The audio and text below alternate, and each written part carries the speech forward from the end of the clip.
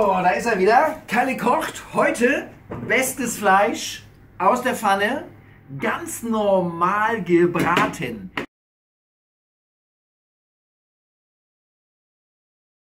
Also, was wir brauchen, eine heiße Pfanne und wir wollen das Fleisch braten. Die erste Geschichte ist, was ist mit dem Würzen? Habe ich große Stücke, die ich ganz langsam brate, sage ich, wir können da schon mal ein bisschen Pfeffer rauf machen und auch ein bisschen Salz.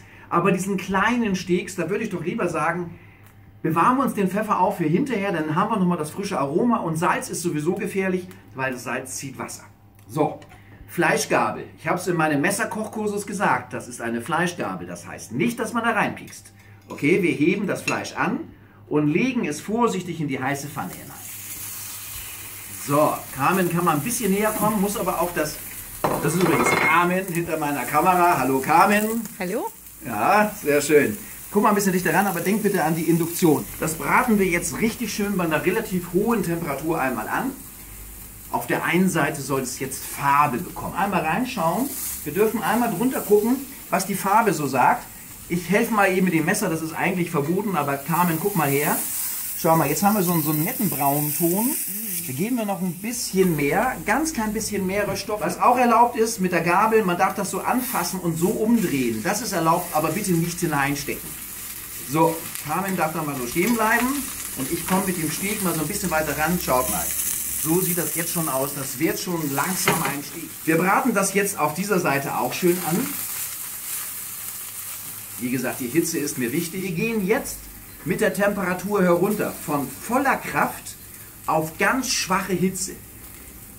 Jetzt soll nämlich das Fleisch ganz langsam in dieser Pfanne zu Ende braten, ohne große Hitze. Und dann kommen wir gleich zu dem Moment, woran erkennen wir jetzt, dass das Rumpsteak rosa ist.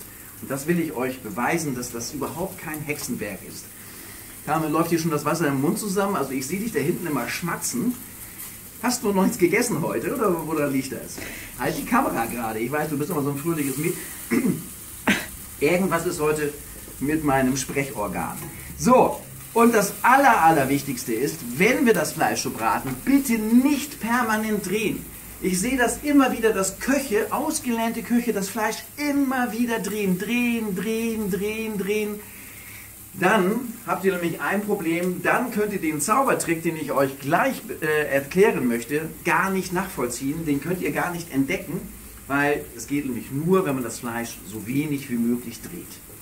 So, jetzt haben wir einen Rumpsteak aus meiner Erfahrung heraus, was jetzt schon so ein bisschen, man nennt es blau gebraten ist, ja. Das heißt rare, das heißt, hat außen relativ wenig Röststoffe oder gare Punkte und innen drin ist es gerade mal eben so, dass das ein bisschen warm geworden ist. Das ist für die Fleischliebhaber, die auf sowas stehen.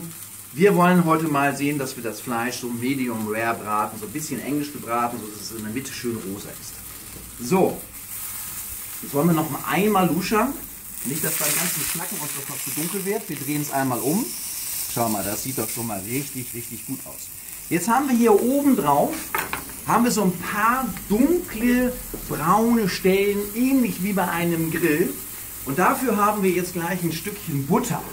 Ihr wisst es ja und ich stehe dazu. Sahne und Butter, ja, es ist meine Welt. Ich liebe es. Das ist wie beim Alkohol, wie ein alkoholfreier Sekt. Ich finde, da fehlt was. Und beim Essen ohne Fett ist es eigentlich ganz genauso. So ein bisschen Fett darf ran.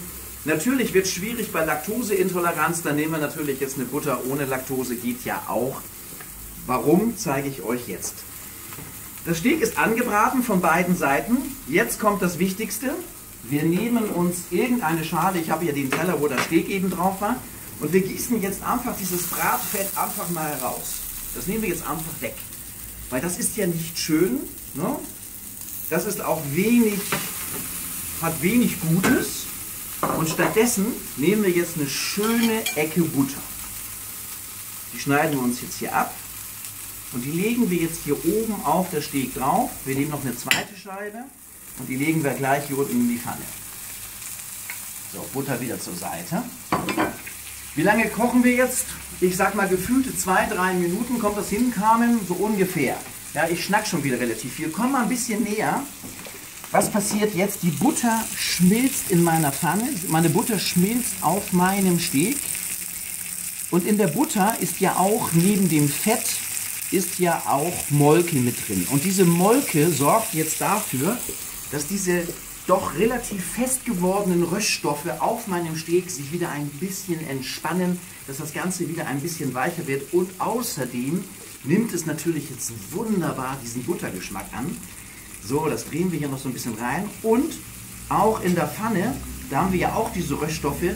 Diese Butter hilft uns jetzt, diese Röststoffe ein bisschen zu lösen. Wir drehen es noch einmal um. Auch hier wunderbar zu sehen. Ich gehe mit der Temperatur jetzt doch noch mal ein kleines bisschen höher. So, und jetzt warten wir auf den Moment, den ich schon 2-3 Mal beschrieben habe. Im Übrigen, ich nutze diese Chance, wenn euch das gefällt, wenn euch das hilft, als kleine Anleitung zu Hause zu kochen, dann gebt mir doch die Chance und abonniert mal meinen Kanal.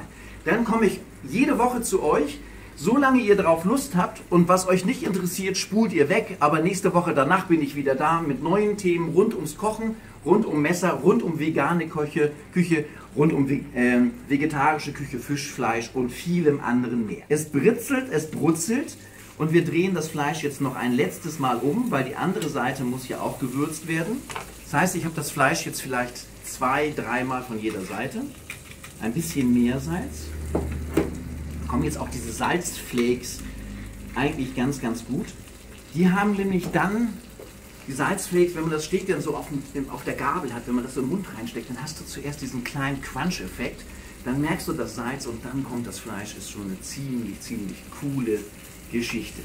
So, worauf ich euch hinweisen will, ist, woran erkennen wir, dass das Fleisch gut ist. Es gibt diese Geschichte von wegen, wenn man hier drauf drückt, die habt ihr bestimmt alle schon mal gesehen, zusammengedrückt, habt ihr rohes Fleisch auseinandergezogen, habt ihr ganz festes Fleisch, ist das durchgebraten, blablabla. Hängt natürlich A von den Händen ab. Ne? Wenn du schöne fleischige Hände hast, dann wird das schon schwierig. Hast du knöchelige Finger, dann hast du immer durchgebratenes Fleisch, also das kann es nicht sein. Wenn die Carmen mal ein bisschen näher rankommt, wir warten jetzt hier bei dem Rumsteg eigentlich da drauf. Das ist jetzt vielleicht ein bisschen schwer zu erkennen, aber hier so in den Poren, das könnt ihr auch noch mal gucken, da so in diesen Ecken, überall entstehen hier auch so kleine Äderchen, da läuft so ein bisschen Fleischsaft zusammen. Und sobald ich den sehe, das ist wie beim Fischbraten, wenn die kleinen weißen Punkte herauskommen, dann ist der Fisch gar, dann wird das Eiweiß herausgedrückt.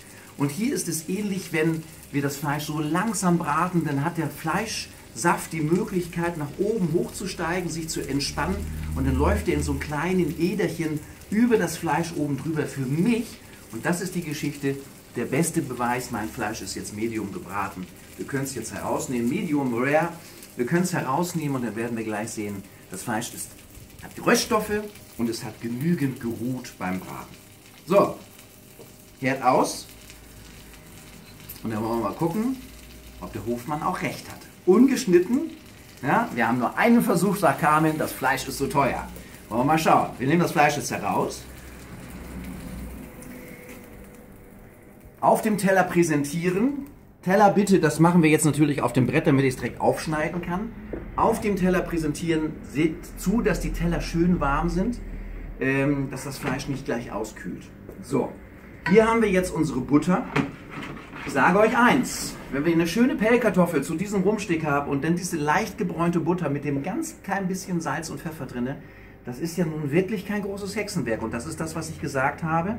Es muss nicht immer das große T-Bone Steak sein. So, ihr Lieben, wenn ihr Fleisch aufschneiden wollt, habe ich auch schon mal gesagt, nicht reinpieksen, sondern die Gabel aufsetzen und dann schöne schräge Scheiben schneiden. Nicht einfach so runter, dann wird das Fleisch zerstört, sondern wir wollen es jetzt schön tranchieren. Gabel aufsetzen und jetzt ziehen wir das Messer in einem sanften Strich nach vorne durch. Und hier haben wir Medium Rare gebratenes Rumsteak. Und wie ihr erkennt, es läuft kein Fleischsaft heraus, kann auch nicht, weil das Fleisch ist so langsam gebraten, dass es jetzt so richtig schön rare in der Mitte ist. Natürlich, wenn es jetzt Gäste gibt, wenn es Köche gibt, die sagen, es ist mir noch ein bisschen zu wenig, lasst es einfach noch 2-3 Minuten in der Pfanne. Gar kein Problem. Aber für mich als Steakesser kann ich jetzt gerade mal eben nicht essen, nicht reden, weil es ruft mich. Das ist schon alles zum Thema Rumstieg. Carmen, geh noch mal einmal ganz dicht ran, damit unseren Zuschauern das Wasser im Mund zusammenläuft. Ich bin Kalle, Carmen und ich, wir werden jetzt 100%ig dieses hier essen. Ich bin wieder für euch da. Ihr liked das Ganze, einmal abonnieren, ich würde mich freuen. Also tschüss ihr Lieben, auf Wiedersehen.